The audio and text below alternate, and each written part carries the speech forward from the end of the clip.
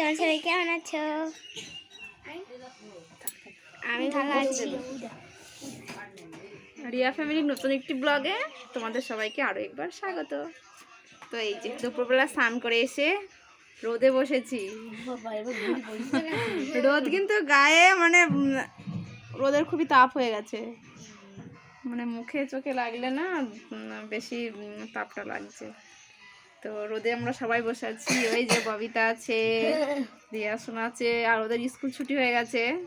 আজকে তো শনিবার, হাফ স্কুল মিড ডে মিলের খাবার খেয়ে বাড়িতে এসে তারপরে আমি তখন স্নান করছিলাম যখন ওরা বাড়িতে আসে আর কি।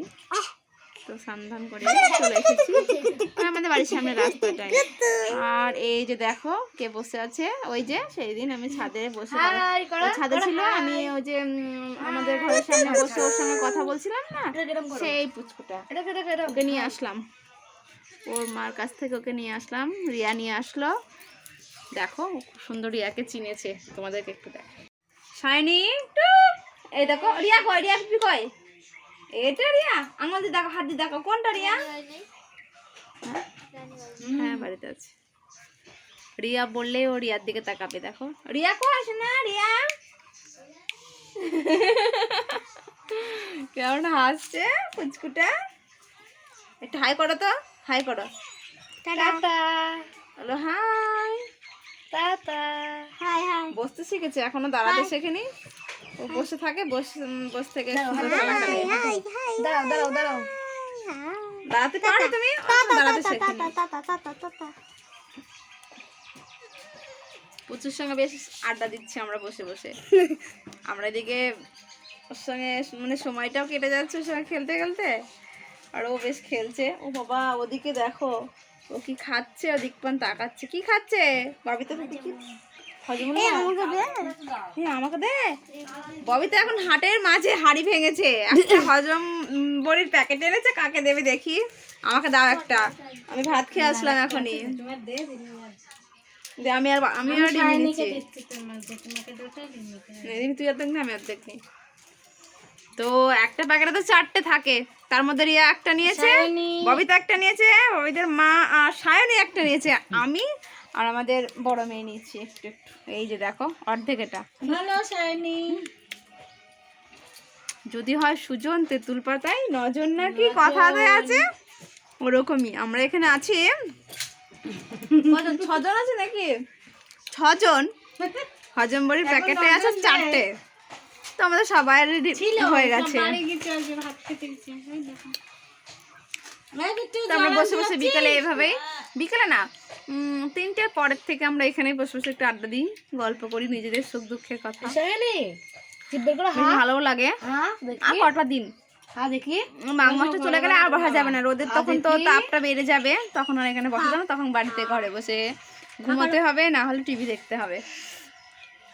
তো চলো একটু এদের সঙ্গে গল্প করি, খেলা খেলি, একটু খেলা দিই পুচকুটাকে, তারপরে মার কাছে দিয়ে আসবো, তারপরে বাড়িতে যাবো।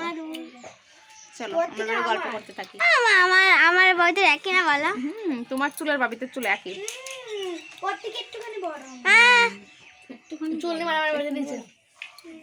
ঠিকই আছে আমাদের। হাই করো একটু সবাই। এইটুকু কাটবো, হাই করো। আমি এইটুকু কাটবো,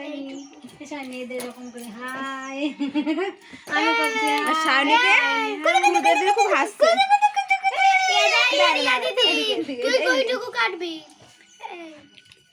ওকে আমার ক্লিপটা মাথা দিয়ে দিচ্ছি, খুশি।